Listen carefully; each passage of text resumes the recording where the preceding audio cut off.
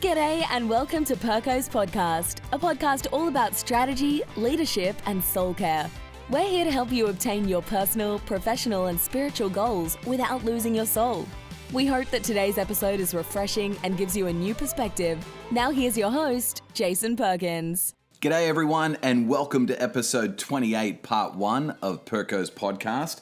Well, it's been a minute. In fact, it's been a few weeks since we released a podcast, a conversation with a friend of mine around the idea of reaching our goals without losing our souls.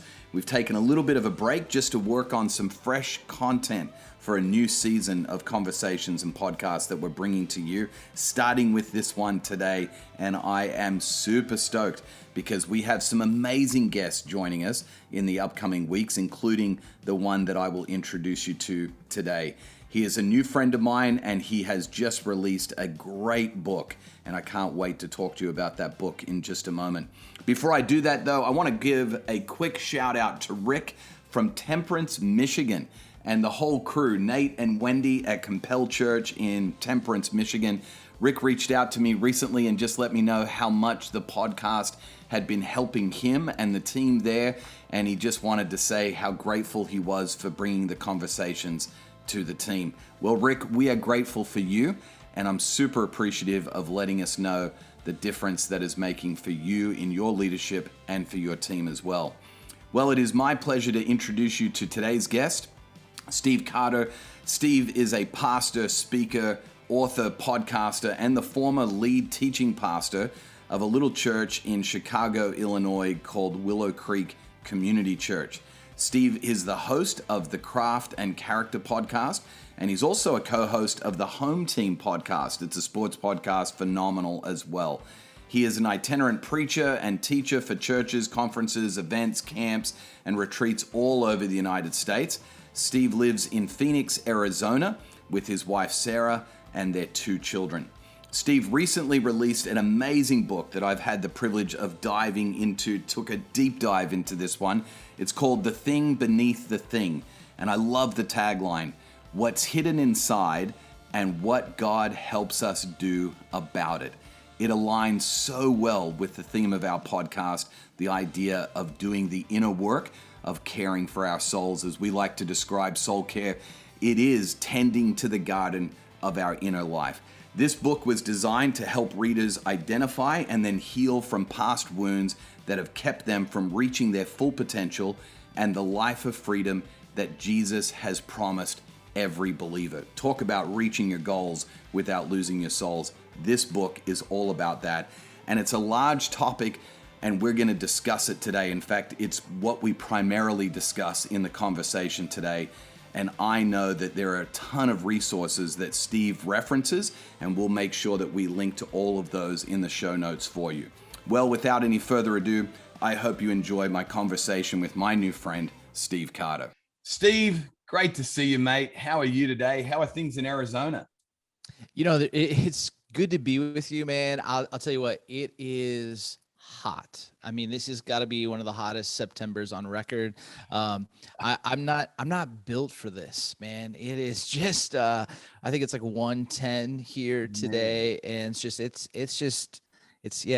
I'm not sure why so many people live here, at least during June, July, August, and September. I get when it's like 70 in March where the rest of the world is freezing, but like, it is really hot, but It's good to be with you, bro.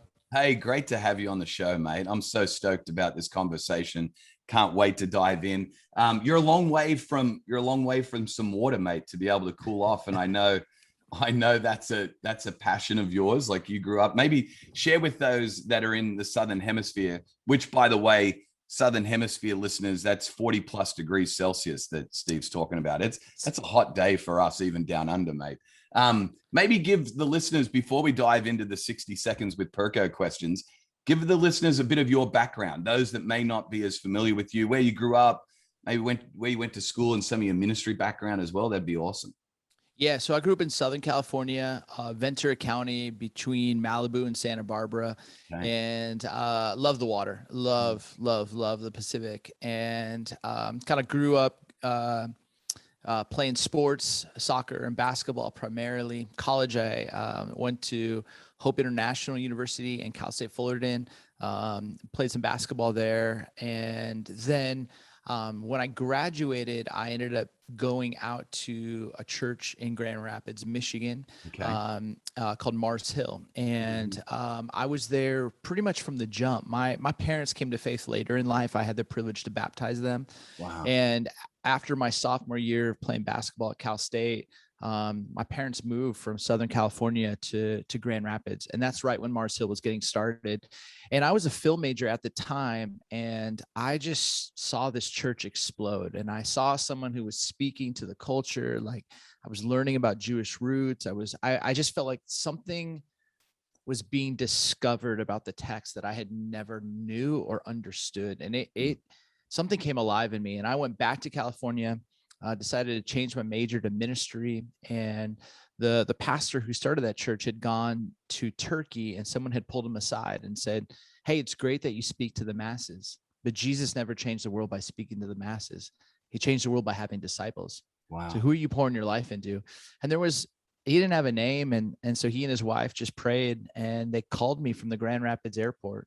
And this was like probably, at that time, the fastest growing church, I think, in US history. Yeah. And this guy called me and he just said, "Hey, I believe in you. Graduate as fast as you can. I'll teach you everything I know. You can come live in my basement, and let's change the world one West Michigan at a time." And so I graduated. I moved into Rob's basement, and I stayed there about 7 years, kind of like teaching, overseeing Cradle through college.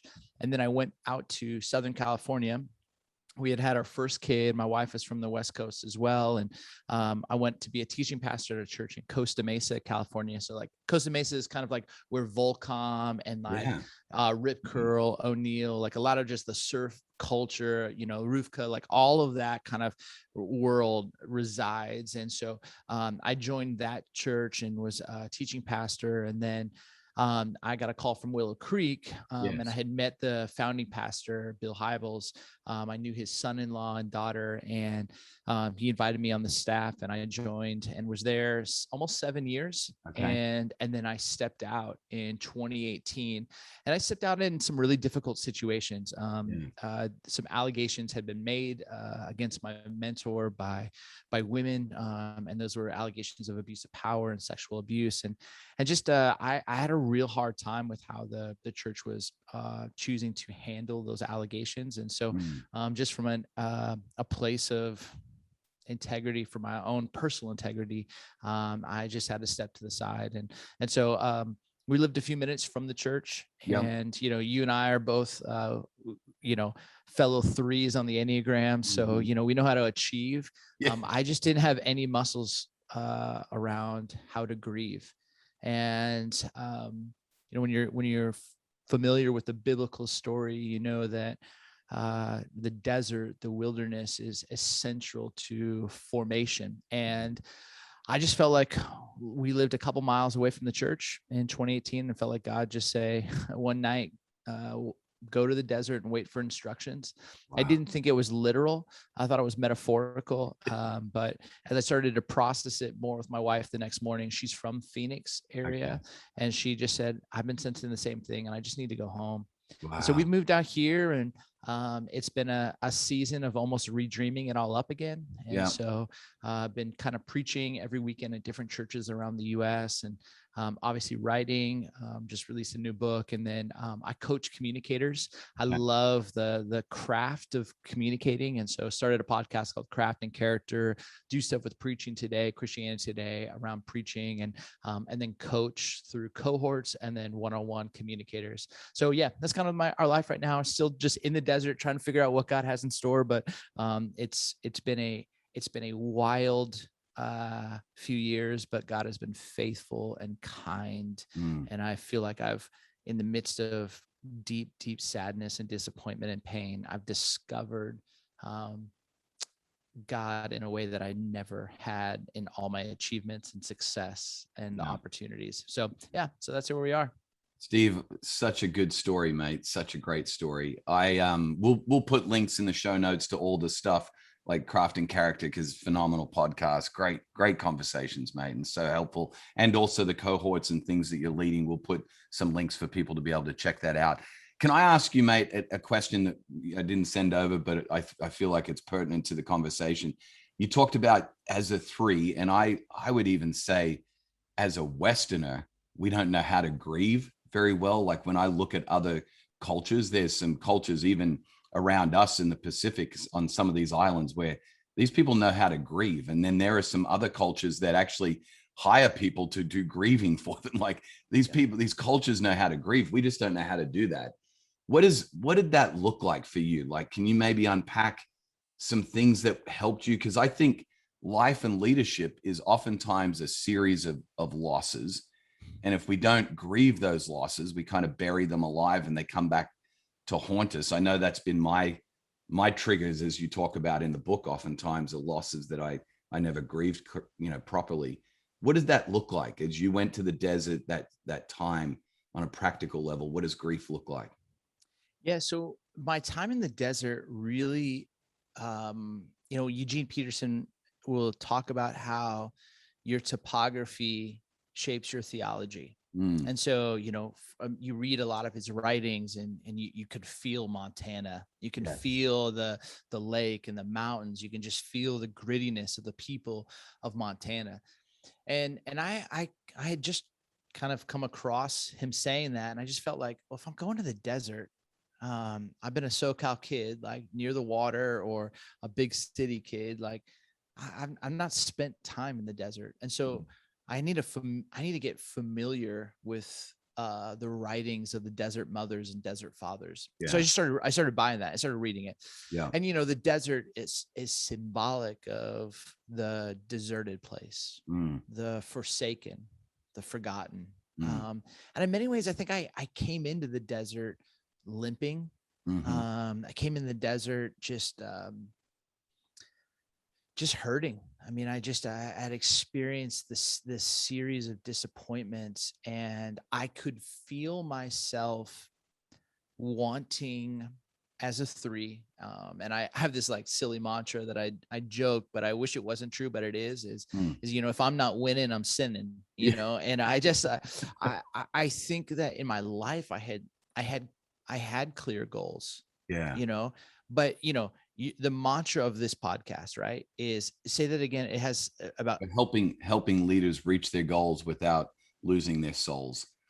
Yeah. And I think that is so beautiful. I think for many, 3s in my life, we would reach the goals at any cost, and often unaware of the trauma and pain and struggle that we were doing to our very own souls. Jesus would say, like, what good is it for a man to gain the whole world, yet forfeit his soul? And I think in many ways, the next opportunity was more fun, exciting, energizing than actually having to deal with loss or disappointment or resentment. And so when you get to the desert, though, and you just wake up super early in the morning and you just start hiking, and you just feel alone, and like, there's no lights. It's just like you're walking in the middle of nowhere, and there's rattlesnakes, or there's coyotes, and I've seen those on the trails. Like, you just kind of like, man, it's a little scary out here. And like, you're just kind of alone in it. You're alone with yourself, and you're alone with your sadness, and you're alone with the disappointments. And again, I think for many of us, we love like simple theology. This is why Twitter, we can have this cliche statement, but then all of a sudden you take a phrase like "God is with me," Emmanuel. And it's so simple, but then now you find yourself in a season of struggle, where all of a sudden your whole world has been turned upside down. And do I really believe in the desert and the deserted place that God is with me?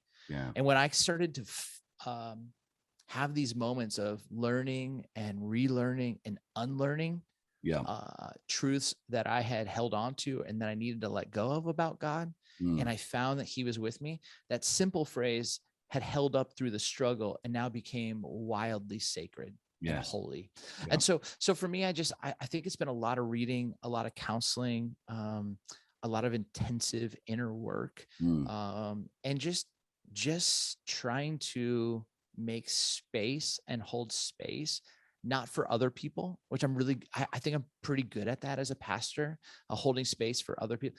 But I wasn't great at holding space for myself and for my feelings. And I think just being able to do that and honor that and know where to place that rather than transfer it towards achievement or unhealthy escapes, but to really be able to sit in it and go, yeah, that was really hard. That was really sad. That was really not fair. That's not what God desired. And still at the same time, be okay and not look for somebody else to validate or tell me that I'm going to be okay, but to be like, I can be okay in this moment because God's with me. So it's been a 2 steps forward, 1 step back for the last few years. Yeah. Steve, it's so helpful, mate. I feel like our culture today, we celebrate so much of the external work. And like you rarely go to a conference or any sort of leadership event and somebody gets applauded or awarded for, the 3 years of internal work that they've done that you can't see. And so, I want to say thank you for not only being willing to block out the goals that could have easily distracted you, the external ones, and go do the work, but thanks for sharing it in your book, because I really feel like, in a sense, this is maybe the memoirs of the desert for you in a lot of ways. And super grateful that you're willing to be vulnerable and just share what came out of that space. So thanks for that. Well, thank you, man. I appreciate that. I think what's interesting too is for many of us who are achievement driven, we can stay busy through really, really good and beautiful things without ever having to access or address what's happening in our soul. And then all of a sudden that's removed, right? Yeah. And overnight for me, it was removed. I mean, I went from a hand-picked successor by a very influential leader to leaving and resigning abruptly. And, a room that's at 7,200 seats, a budget that, millions of dollars, assets of almost $1/3 billion. I mean, just like, again, I say that in the sense of like, there was a lot there, and then overnight it was gone. Yeah. And I didn't think my identity was wrapped around what I did until I wasn't doing it. And a guy from Home Depot, which is like our kind of like construction store here in the US, is like, comes over to deliver a washer and dryer at like 1 p.m. on a Tuesday when I would have been at work. Yes. And I'm like in my brain going, he doesn't know who you are. And I could feel all this stuff of like coming out of me, like, you need to tell him who you are. And I'm like, what is going on? Wow. And so it's just like all of a sudden, like there was nothing I could point to validate. Yeah. It literally was, the only thing was, I don't have anywhere to be on a Tuesday at 1 p.m. 1 p.m. And am I actually, do I still feel like I'm good in God's eyes? Yeah. And so you had that. And then there were temptations that I thought I had beaten, but I realized I hadn't. I just was super busy. I had no time for them. Yeah. So now you remove all of that from your life, and now you're like in the desert alone. And it was like old temptations coming after you. And so again, it just like, you realize, man, how much the body keeps score, how much, you can almost trick your brain into, oh, I'm good. I got this. And it's just little things creep in that tell you this is who you are because of what you do, or you've beaten this, but you're just staying busy and you're doing good work, but it's maybe not always from the most healthy places. And I think that's what's been so kind about these 3 years, that God has, I think, done a really refining work. It hasn't been easy, but like this renovation, as Dallas Willard would say, of the heart and the mind and the body and the soul. Yeah. Yeah. It's like a complete operating system switch, like going from PC to Mac or whatever. It's like, hey, I I know for me, this whole soul care thing and transformation from my own life has been like, I knew where to go on the screen to fix a problem. There's no screen. Yes. So like, I don't even know where to begin. And that's been revolutionary and transformational for me at the same time. So helpful. You mentioned something, Steve. It reminded me. I use an app called Lectio 365, which is a Lectio Divina kind of stuff, and we'll link for people to check it out. It's been super helpful for me in the morning and the evening. But today, the 21st here in Australia, at least, I know it's still the 20th over there. By the way, just so you're aware, Tuesday is a fantastic day. Just so you're aware, you can look forward to it, mate. Today is the feast day of Henry Nouwen. And you mentioned, because it was his passing, I guess, in 96 on this same day, you mentioned about this idea of like this Home Depot guy not knowing who you were. And it just reminded me of this incredible professor, such a profound author and teacher. And then he spends his last years serving, the mentally handicapped, the disabled, with learning disabilities and adult community up in Canada. And they couldn't, even if they knew he had written, 40 bestsellers, they could have never read them. And yet the stories of his impact on their life after he passed, because he was just a human being to them that was kind and loving, just so profound to listen to those testimonies of those men that he did life with together. And that's what we're talking about. They didn't know who he was, and there wasn't anything to point them towards, that would make them be impressed. Just a genuine human being loving another human being. Yeah. Henry, I mean, I wish I would have had the privilege to have gotten to know him. I mean, just to know his perspective, but there's just all these stories that have been coming to the surface, over this last number of years, as people just remark about their time spent. One of my favorites was a former student of his, when he taught at Yale, had returned back to town and kind of went into a classroom and just thought, like, man, I have business meetings, but I'm gonna cut away and just go hear Dr. Nouwen teach. He just missed it. And then he walked up after the class and said, "Hey, Dr. Nouwen, do you have any time by chance for coffee or lunch?" And Nouwen just said, "Hey, I actually do. The person I'm supposed to meet with canceled. So let's go grab lunch." And they go and they sit and they have like this 2-hour epic conversation. And towards the end, as it's wrapping up, this former student looks at Dr. Nouwen and says, "Dr. Nouwen, when I'm with you, I feel like I'm in the presence of Christ." And Nouwen just kind of like, is almost taken back, like, dude, that's way out of my league. And he responds with this. He says, "My son, it's the Christ in you that recognizes the Christ in me." There we go. And that, I mean, to even think about when he went to La Arche, I think that's how you pronounce it. Yeah. But like when he was there, it's like even these beautiful women and men could recognize, without probably the terminology, the theology, the Christ in you. I recognize there's something different about you. And I think, again, this is why podcasts and people like you, Perko, matter, because I think it's that interior life that is shaping, so that when people, whether, in the marketplace, whether in, colleges, whether over coffee, whether in the congregation or churches, when people come into our presence, they would recognize Christ in you. Yeah. It's just, there's some formation that is happening, something that's being shaped and transformed within us. And I think for so long, I thought it was the accomplishments, or I thought it was the skill of my craft, or the maximizing of my potential or spiritual gift. But I've just come to realize, like, you can't bypass the desert. No. You have to go through it to get to the promised land. Yeah. And you can't build your house on sand. Yeah. Like just that interior life matters. So all I just say is I'm so grateful for the work that you're doing, the ways in which you're just lifting this value up, because it truly, truly matters for not just our own personal souls, but for those that we encounter. Yeah. No, it's so important. Do you feel like, Steve, you talked about the desert is a must.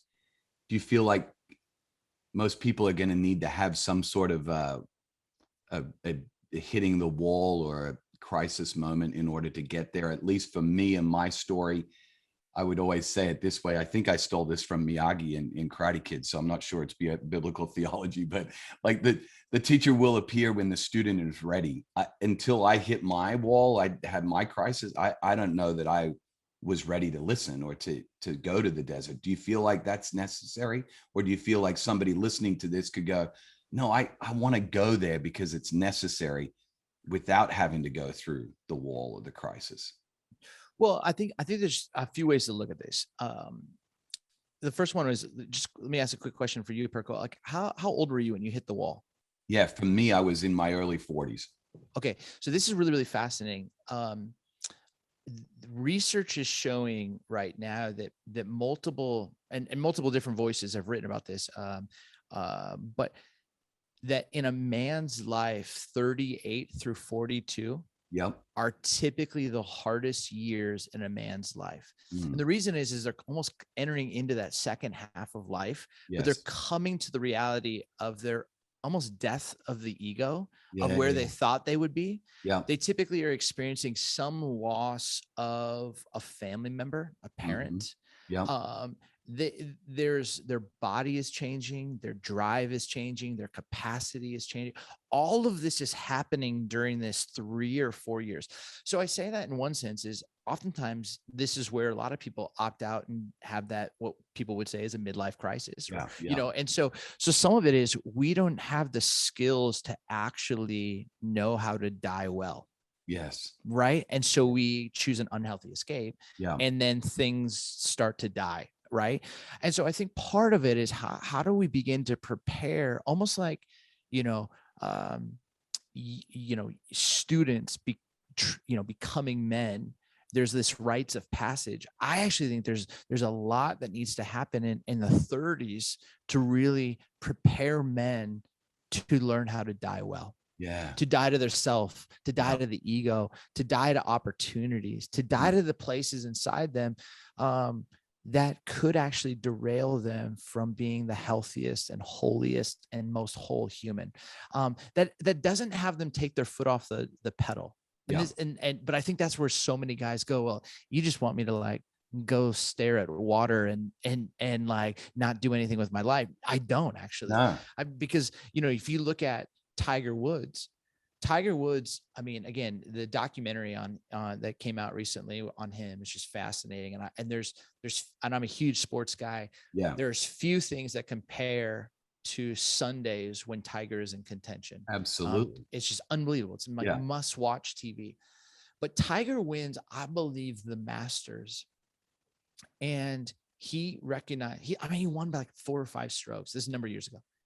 And he calls his coach and just says, I got to change my entire swing. You've just beaten everyone. Yeah. And he's like, I have to go to swing school all over again, because I can be better. And he works on his swing. I think he comes back and I think he wins 3 straight majors. Wow. And I've just often thought about that is typically in the West, it's, if it's working, ride that thing out. Yeah.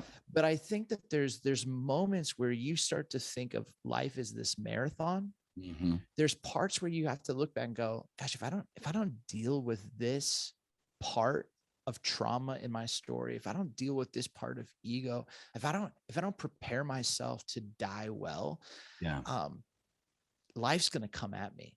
Yeah. And I'm probably either going to self-sabotage or somehow I'm going to get derailed because I didn't allow myself to be prepared emotionally, physically, spiritually, mentally, financially for what's to come. Yeah. So part of it, I think, is one, just saying, hey, if you're on top of the world right now, fantastic. Good for you. Good for you. And what's the swing school that you need to work on? Yeah. And 2, I think if you're in this season in your 30s or you're in this season in your 40s, I mean, this is part of that process. My dad died 6 months after I left Willow. Wow. And I think that was really, really hard for me, because I wasn't just grieving my dad. I was afraid to grieve Willow, Yeah. because I thought if my dad passed, I wouldn't have anything left Left to to grieve. grieve. Yeah. And so like I like held on to it. And then when my dad died, I lost it. And Okay. my dad, he was a big guy, really, like, I mean, a large man, came down with leukemia, has a bone marrow transplant, which actually extends his life. But this Yeah. new marrow began to attack his body. Yeah. And I'll tell you this, man, he taught me how to die. Mm. He taught me how to, I mean, his body was dying, Yes. and his heart inside, like he was becoming more humble. Mm. I mean, is a man where he was admitting, I failed you as a father. Mm. I wounded you verbally. Um, all of a sudden I saw this inner strength, and I saw this physical Yeah. process of dying. And again, I think that there's something in that to learn the art of dying well and being strengthened from a formation and character side, Yeah. that I've just become wildly fascinated, which makes me realize once again, you can't bypass character school. Yeah. We are desert people. You Yeah. can't bypass the wilderness, Yeah. because that's where you are just, a light is just shining bright on what is really motivating you, what is really driving you, how do you really see you, how do you really understand your intentions and your identity and who God is. And so all of that has been something you can't bypass. But I think you can see the wall before it comes. Yeah. And I'm just trying to help more and more men do that. Yeah. Steve, this is beautiful, by the way, and thank you for sharing the story of your dad, mate. I really so appreciate that.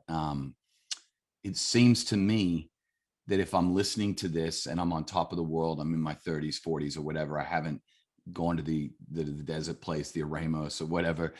If that's the case, but yet I want to do that work, it might be helpful to get a trusted guide that maybe has been there. Like you talked about what you learned from your dad and learning how to die well, and what you're even talking and coaching others through right now. Did you have trusted guides? Did you have people that you walked through this with? And if I'm listening and I'm like, hey, I want to do the work, but I'd love a guide to help me, what recommendations would you give to people when they're thinking that way? Yeah, well, I think in every season of your life, you should have a healthy counselor, especially if you are leading or pastoring or shepherding. You're up in front of people. I need that. And Yeah. even in the healthiest seasons, I feel like my life has been on top of the world, like I just had a counselor. And Yeah. oftentimes just something my wife and I would do. I mean, I had my appointment right before this call, you know what I mean? And so that's what I do Monday mornings.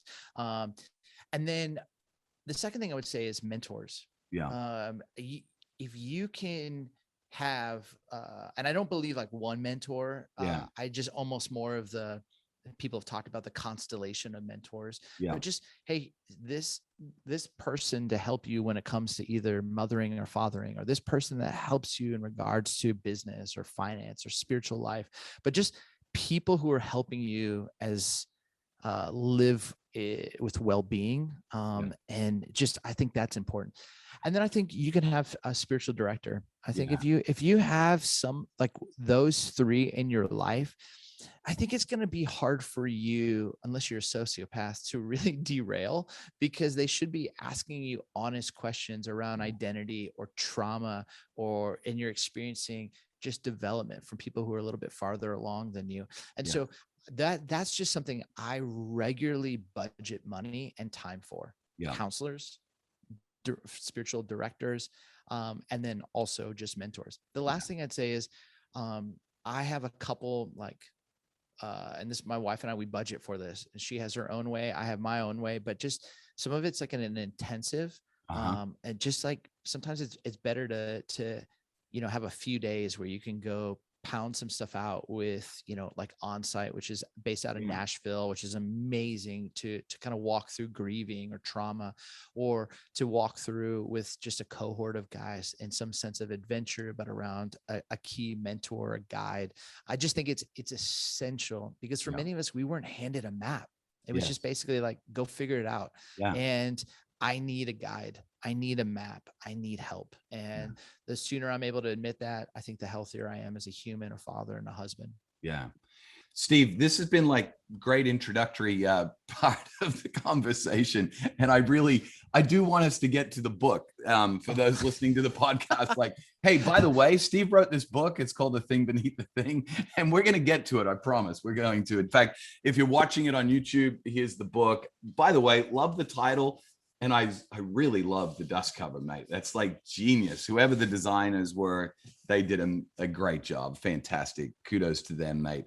But I do want to get to some questions around the book. And I would love for people to grab a copy of the book. It's been a huge help to me already. And I've only had it for about a week and a half. It's been fantastic, mate. But a lot of what we've been talking about is in the book. It's not unrelated. And yet there are some things that I feel like you outlined in the book that are really, really helpful. The book, I would say, was super challenging, practical, and yet it was a gentle guide for soul care, because you brought in so much of grace. And we'll get to that in just a little bit. At the beginning of the book, you use an acronym. So the title of the book is The Thing Beneath the Thing. And the word thing, or the acronym THING, is a big part of the story of the book, the storyline. Can you maybe unpack, just explain what's the acronym and how did you even come up with it in the first place? Yeah. So I, fascinated by the scriptures, and Romans 7:15 says, I do not understand what I do. Yeah. And I'm good at quoting the verses of the Bible, but when I do something dumb, I can't quote that verse to my wife. Sorry, babe. Just as Paul says, I do not understand what I do. Because she looks at me and she goes, start understanding. Yeah. And then the next sentence that he says is, the good I want to do, I just don't do. But the thing I hate, I do. And I think I've just, it's 20 years of having the privilege to pastor people, been really curious why people do what they do. Why do I do what I do? Why do I say what I say? Why? And I remember a mentor of mine, after I shared with him some just dumb decision I did and kind of realizing what was underneath it, he said, welcome to the thing beneath the thing, the endless discovery of what's really going on. Wow. And I remember, like, fast forward 5 or 6 years, and that phrase just was something that I would use often. What's the thing beneath the thing? What's underneath it? What's underneath it?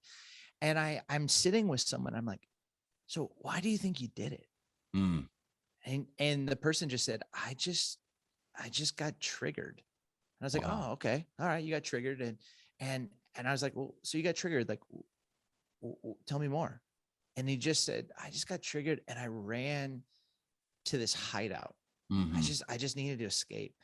And I just remember, like, thinking, this guy was so crystal clear on it. Yeah. And I started just, again, using the phrase thing beneath the thing. One day I was walking, I was like, I wonder where other people go. And I realized, oh, people go to insecurity when they get triggered. Yeah. Or people start, like, creating villains and telling narratives, false stories about others. And all of a sudden I was like, oh my goodness, thing beneath the thing. This is an acronym. Yeah. And so it kind of hit me on just a prayer walk. And so the basic movements of the book are triggers. It's the setup that sets us off. Yeah. And every day we are getting triggered. Yeah. And instead of having kind of the courageous curiosity to look at what's underneath it, we often see it as permission to escape. And we will escape to hideouts, which are the metaphorical places we go to escape the pain in our stories. Or we get triggered and we create false stories about ourselves. And that's just insecurity. We either power down, I'm not good enough, these old tapes play, or we power up and we just, like, try to regain control of the moment, but it's all insecurity. Yeah. Or we get triggered and we create false stories about others, which is just narratives. Mm. And what I realized, though, is the healthiest people, the people I respected the most, somehow didn't see getting triggered as permission to escape, but they saw it as an invitation to go deeper. Wow. And they were able to access a different kind of grace. And grace is the G, which is just this spiritual power and this ongoing process that makes us whole, holy, and spiritually healthy. And John Wesley would write about this, and he talked about 3 stages of grace. And the third stage for him was sanctifying grace. And that's what I just go after, is almost trying to reclaim what sanctification and sanctifying grace to that inner life, to those past wounds and trauma and struggles and patterns of brokenness and sin, how to bring healing and wholeness to it. Yeah. Yeah. So you talk about in the book, Steve, you talk about, when you get triggered, a lot of us go to shame. Like we're like, oh, I can't believe, that I got mad again or whatever, but never really going and saying like, where did that come from? What was that? Where, why is that? And I think the work is, the inner work is going and saying, hey, at the beginning of the acronym, when this trigger happens, you talked about Keating's welcoming prayer, I think, where it's like, hey, these triggers are actually, I'm welcoming these feelings, these emotions today, because they're a gift that will be able to teach me and to sanctify me and to discover more of God's grace. So what does that look like practically for you? Like, do you have an example of how you walked through the acronym and used it to help kind of identify where the thing was beneath the thing? Yeah, for sure. Well, so anytime, if you're listening to this and, you find yourself in a moment just getting hysterical, there's just a range of emotions, whether they're fear, whether shame, whether just anger. Yeah. My counselor, Jim Kress, would say, when you get hysterical, it's most likely historical. Oh, So good. all of a sudden, like, just be aware of that, right? Yeah. And so all of a sudden, we're often not aware of all of that energy that's charging through our bodies. So the first thing that we're looking for is, what's a familiar release that I can transfer this anxiety, this shame, this worry on?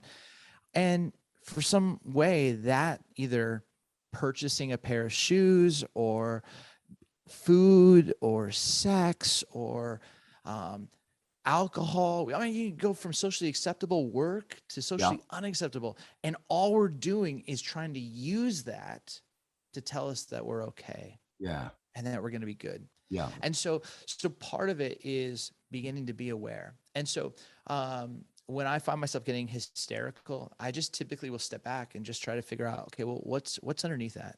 Yeah. And once I'm able to kind of see, oh, there's some pain and point in my childhood. For one, that I'm realizing over the last 9 months is that I am a workaholic. Yeah. And again, as a 3 on the Enneagram to achieve, like, I had to hustle to get on the basketball court. I had to work. I mean, I think there's some sense of gifting with me, but man, I've worked. And when I get triggered, it's easy for me to turn to work, and especially in ministry, because I can feel better about myself that I'm helping other people, right? Yeah. And so if there's an issue of fidelity that's been in my marriage, the issue of fidelity, that if my wife, Sarah, was right here, she would say, oh, the other bride has been the church. Yeah. Yeah. Right. So Absolutely. again, I can hide out, I can get triggered. Yep. And all of a sudden feel the sense of shame or not enough. And so what do I turn to? I turn to a hideout that's going to make me feel better, which is work. Yeah. So part of what I've had to realize was, okay, this came from a childhood wound that I felt that the only way I could receive love was through performance. Yeah. Yeah. So now when we think about spiritual formation and the inner life, oftentimes we're doing practices, right? Like Sabbath. Awesome. I love it. No shade from me on Sabbath, but Sabbath isn't necessarily going to actually address that wound of performance in my childhood. It can, and they are very connected, but sometimes I don't think we actually connect those dots. And so what I began to recognize is the sanctifying grace. Dallas Willard would say, grace is opposed to earning, but never opposed to effort. Yeah. And that sanctifying grace actually wants to help us become more whole. So those broken areas in our story, I have to actually invite grace in And I've got to create practices that are actually going to help go after the trigger points, the pain points, and creating a new healthy escape instead of an unhealthy hideout. Does that make sense? Absolutely. And so that's basically, I just end up, I create the trigger. Yep. I name that. Yep. So like, here's a silly one. I don't like being surprised. Okay. Because again, part of my wound was if I'm surprised, I might not perform well. Yeah. And then if I don't perform well, then I'm not going to receive love. People aren't going to love them. Yeah. So all this insecurity comes. I'm not enough. I screwed up. Da, da, da, da. So like for me, I let my team know, hey, if you know, even if it's 15 minutes, or 2 days before, a quick text, I promise it lowers my anxiety level. It just helps me prepare and pray and like be ready for whatever's to come. Yeah. And so I'll just say like, man, surprise. I'm gonna write that. And what's underneath that? I'll write about that. Yeah. And where do I typically go? It's to insecurity. Yeah. I'm not enough. I'm a failure. Yeah. So now if I'm thinking about a spiritual practice, what's going to actually help me to be present in moments that I'm surprised? Yeah. And so then I practice. And so for me in this season, it's been around solitude and silence. Yeah. And so I just like, I'm working going, God, not just to do a practice, but to have a practice actually go after what I refer to in the book as these potholes, so that I can fill them in so they don't become sinkholes that affect me and affect those around me. Yeah. Yeah. And Steve, a couple of things you've said that I just want to highlight. First of all, you said, if there was a fidelity issue in your marriage, it was the work that you would go to. Specifically the work of the ministry or working in the church, which by the way is celebrated. Nobody would clap and say like, hey, Steve had an affair with another woman, but we do clap and celebrate and even get promoted to more positions of leadership because you went to work more and you spent more time hiding out in that place. So I think that's the trickiness of some of these hideouts that are socially, not just socially acceptable, they're socially applauded. 100%. And you actually can get further by going to those places. So I think that's super important for us to understand. Even the hideouts that help us to get to our goals sometimes are still hideouts that we've got to pay attention to. And then you mentioned something about the practices, which is so important. I think oftentimes people have gotten to the point, I know I have, worshipped the practice more than the person that the practice was designed to just literally put me in a position at his feet is really what it was meant to do. Silence, solitude, Sabbath, whatever the practice may be.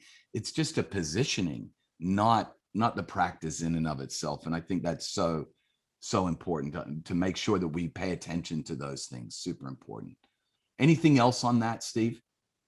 Well, the only thing I would add, and I think you're so right with the positioning, is, when COVID hit, obviously travel is affected, and, we had budgeted a little bit of money every year for vacations. And so we instead of going on a vacation, we decided to buy a little cabin.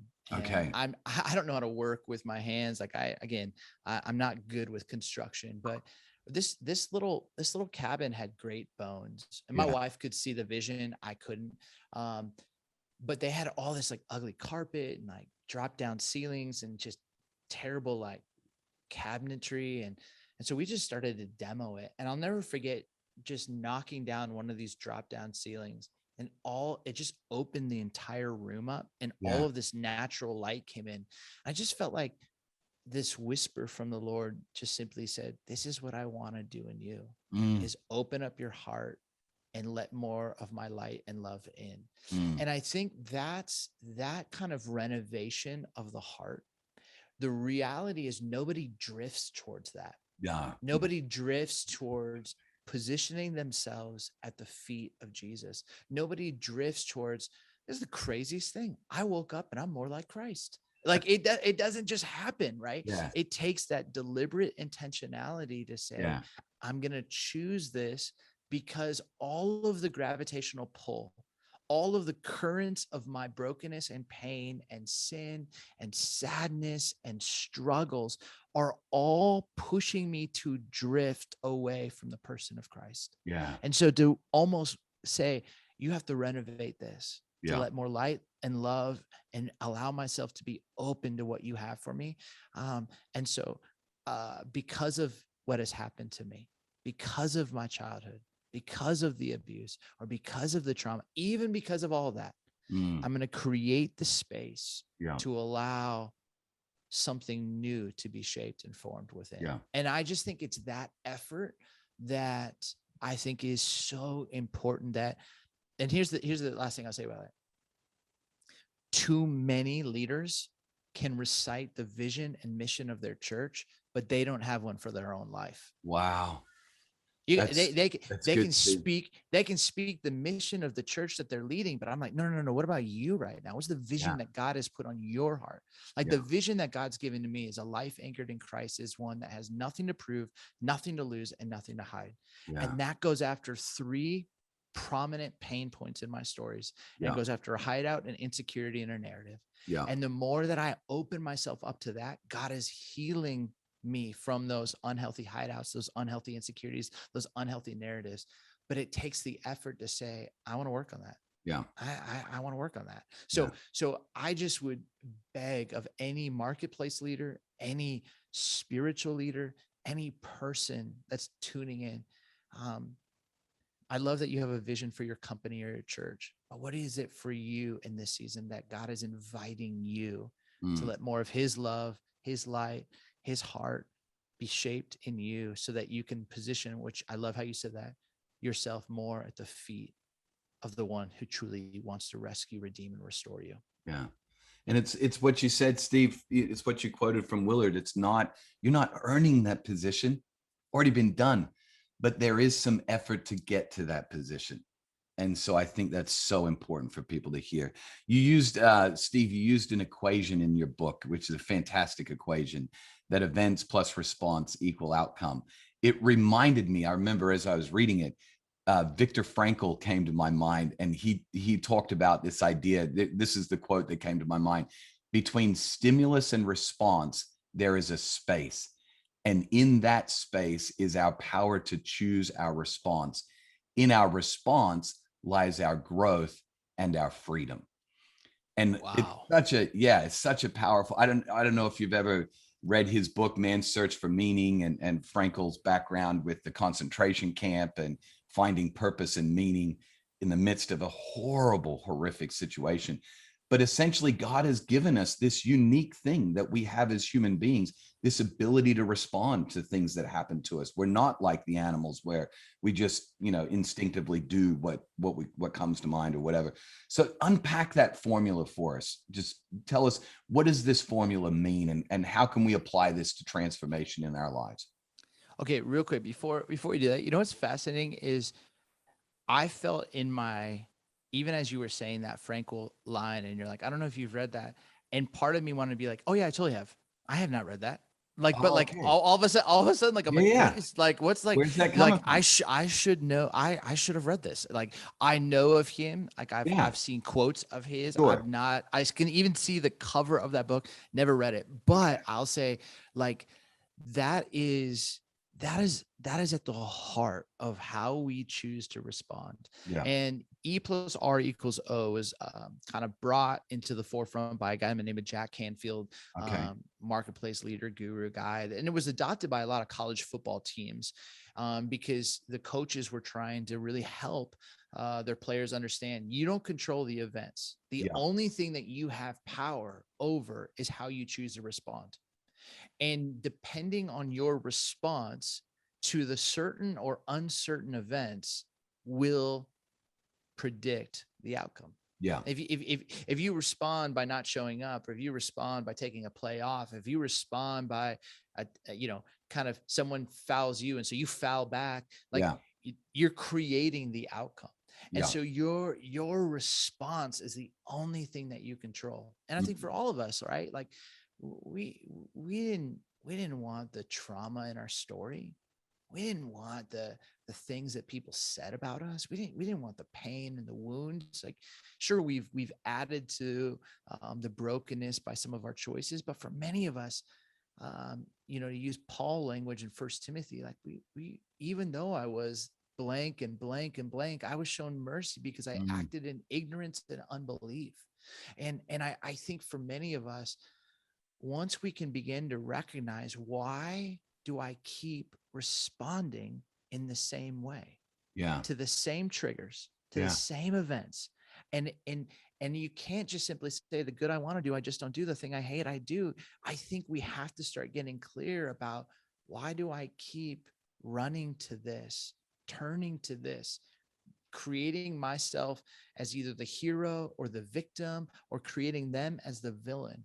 And this is what Christ came to redeem and restore. And so for me, again, my counselor would say, whenever we react, we're just reenacting the past. And so many of us are just reenacting the same tapes, different relationships, same storyline, same escape, different day of the week. And so part of it is us getting to the point where we make that effort to invite grace in and say, no, there's a better way for me to rise above and respond in a way that's more true to the good that God has put within me, the desires that God has put within me, to actually do the work and allow that to take shape and form in me. Yeah. And it's such important work to do, because, the greatest, a mentor of mine once said to me, Steve, the greatest gift you'll be able to give those around you, Jason, is the gift of your healthy soul. And so what better work than to be with Jesus, allow him to do that work through his grace, so that you can give those oftentimes to the people that we love the most, who we actually oftentimes behave the worst around, unfortunately. And yet, wouldn't it be great to get to the end of your days and not have to apologize because you did that years ago for that word that you spoke over those that you love the most? Or wouldn't it be great to be in that time of passing away where you're not regretting because you've already taken care of and dealt with some of those things in your past? It'd be such a healthy place. Go ahead. Hey, someone once asked me, they said, Steve, how do you know you're a good parent? And I don't know, like this moment just came to me. I just said, well, I'll know I'll be a good parent when my kids go to counseling for different reasons than I go, and because I just don't want to pass down what was given to me. Yes.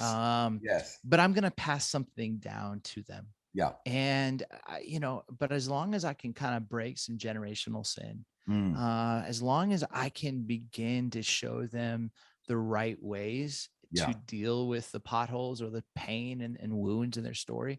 But man, I think for many of us, we're going through our life trying to be so efficient, yet we're so disconnected.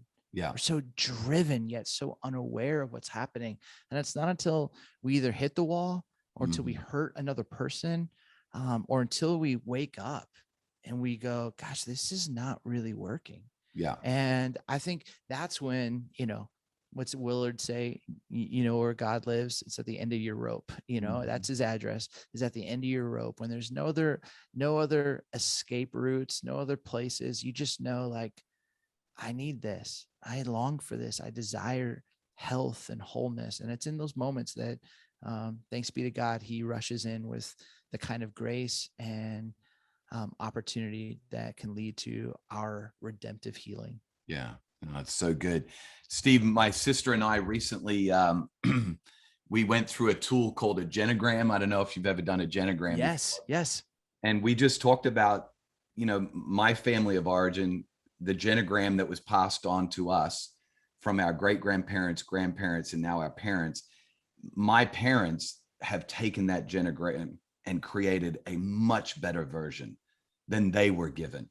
And then my sister and I, and my brother as well, we've just talked about, it's on us. It's our generation to hand off even a better version of the genogram. It won't be perfect because we're all, broken, and we're definitely going to pass some things on. And my kids joke all the time and say, you're paying for my therapy, Dad. And I'm like, heck yeah, I am. I'm going to take care of that for you, because I want you to be as healthy and whole as you possibly can be. But I think that's, beautiful thing. Hey, let's begin to wrap up the conversation. Thank you so much for carving out this much time. I am so grateful, mate, that in the book you put a massive emphasis, like a third of the book, if not more, on God's grace. What was most surprising to you about God's grace as you wrote about this? What kind of jumped out to you in your writing about God's grace in this whole process? And what was most maybe transformational for you in writing the book? What changed you in your life? Well, I think for me, when it comes to grace, is I just realized, as a pastor, I think we're at times sloppy with grace, in the sense of we have reduced it down to this get out of hell free card, and I think the passage, that I referenced earlier in 1 Timothy 1, Paul really unpacks how grace will find you, but really deeper than that. And that's usually where most pastors stop, is that grace came to find you. Is that grace wants to find you out.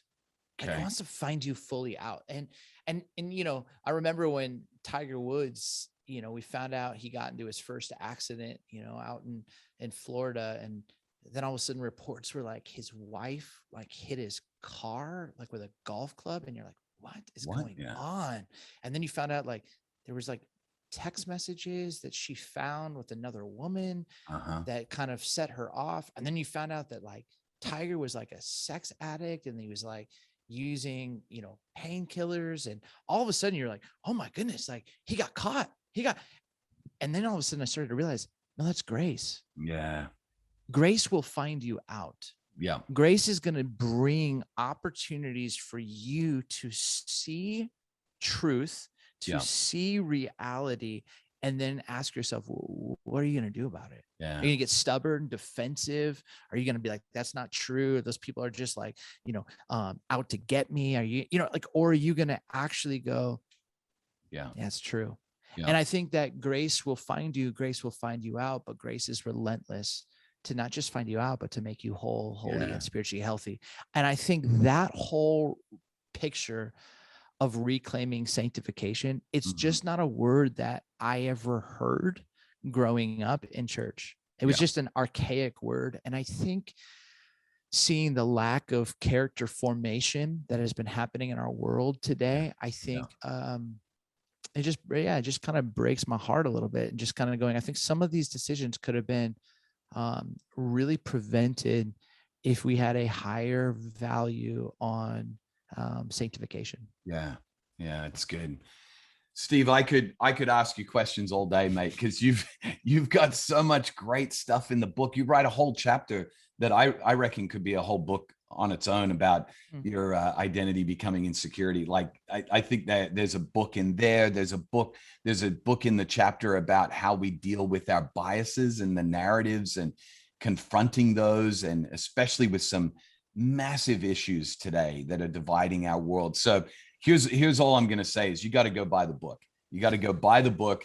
You got to read the book, because it's been super, super practical for me, and incredibly kind and gentle, while it's also challenging. So, hey, you mentioned in the book, Steve, a number of what I would call my soul care heroes, like Keating, Brennan Manning, Dallas Willard, the list goes on. If you had a top 3 that have helped shape your spiritual formation, who would they be and why? And this is partly you kind of recommending to the listeners, go check out these guys, because your book is a great, like we talked about before the podcast, you made it kind of entry level soul care, spiritual formation for the everyday person. After they read this, who do they go to next? Who do you recommend? Yep, that's great. So I would probably go Scazzaro next. Okay. Yeah. Then I would go into, actually I'd do this. I'd probably go Nowen. Yeah. Scazzaro, Willard, Merton. Okay. In that That's order, kind of in order. in the succession of that. Okay. Why those early ones, and why Merton last? So I think that Nowen, his books are shorter. So, they're just and he just writes in a really pastoral, gentle, he's just walking you through it. Brendan Manning would be probably in there before Scazzero as well. So probably go now and into Brendan Manning, All Is Grace or Abba. Like he just, I think Ragamuffin, like there's just books there that I just think, again, he just decimated me when it came to understanding grace and how deep and wide it is. Scazzero was really helpful for me in recognizing the importance of formation and divine hours and just kind of the practices that I felt like he really, really helped me in. Dallas was really just, I think I became a Christian. Even though I had said yes to Christ, I think I became a Christian reading Divine Conspiracy. Okay. And so I think the renovation of the heart, I think the great omission, like I just think that trilogy with Divine Conspiracy, just who he is was just amazing. I say Merton last just because I think that opens you up to, and some people get a little nervous with, ecumenical or Catholic or just, it doesn't bother me because as long as it's positioning me, as you said, to the feet of Christ. But I think it led me into the Desert Fathers. They're not, I think once you get into the Dallas isn't the easiest read. Sure. And I think Thomas Merton isn't as well, but I think you're going slow and you're lingering. And as long as you can linger in it and have people you can reflect and kind of chop it up about, I think there's just such great depth and I don't know, just gold in there. So yeah, that's probably how I would do it. I love it. Love it. Mate, how can people stay connected with you? What's the best way? Yeah, you can find me. I'm pretty active on social media, on Instagram or Twitter at Steve Ryan Carter. Our website is just stevecarter.org. Okay. And any of those, that'd be great. That'd be awesome, man. Hey, thank you for your time. Thanks for being so vulnerable, transparent, and just sharing parts of your story that resonate with so many people. And the willingness to be honest and transparent about it, I think is the doorway for others to go, hey, he went first, I can go and get healthy as well. So appreciate it, mate. Blessings to you. Thanks so much, my friend. Grace and peace. Wow, this was an incredible conversation with Steve. I loved when he said today, too many leaders today can recite the vision of their organization, their business, or their church, but they can't tell you the vision that God has for their life. And then he went on to say that in this season, God has given him this vision of having a life that is so anchored in Jesus that he's got nothing to prove, nothing to lose, and nothing to hide. For this season of my life, I feel like God has been challenging me with this question: am I relaxing in Jesus? My measure of whether I'm trusting God in my life is not just with cliches, but truly understanding. Am I relaxed in Jesus no matter what comes my way? I just want to encourage you. If you don't have a vision right now for what God has for your life, I would encourage you to do the work to discover what that looks like. And I'd love to help you do that. I love just walking alongside leaders and on the journey of caring for their souls and discovering what it is that God is doing inside of them and tending to the garden of their inner life. Love doing that. So if you'd like to connect, the best way to do that is to go to our Instagram account. Jason Perko Perkins is my handle on Instagram. In the link in the bio, there's actually a form where you can connect in different ways. There's different ways that people like to connect, and so that form will help you to do that. Before I go, I want to make sure that you don't miss any conversations like this one, especially if you're brand new to the podcast. Perhaps you've just started listening. Best way to make sure you don't miss anything is to subscribe on whatever podcast platform you're listening on, or you can go to my website, jasonperkoperkins.com, and you can sign up for the email that we send out, which has resources. It has notifications about the podcast. Essentially, it's the best way to find out how we can help you reach your goals without losing your soul.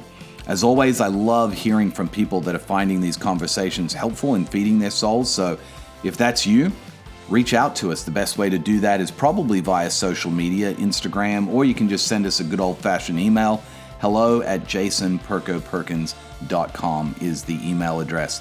Also, if you're finding these podcasts helpful, we would love it if you would share it with others. A great way to do that is via social media, but also you can leave us a rating and a review on your preferred podcast platform. Those reviews and ratings really help to get the word out about these conversations so that as many people as possible can be working on their soul and tending to the garden of their inner life. Our dream here at Perko's podcast is super simple. We just want to see an entire generation of leaders reach their goals and at the same time hear them say, "It is well with my soul." Thanks so much for taking the time to listen today. I really appreciate it. And I look forward to connecting with you online this week. And I can't wait to share another great conversation with you next week. Until then, cheers.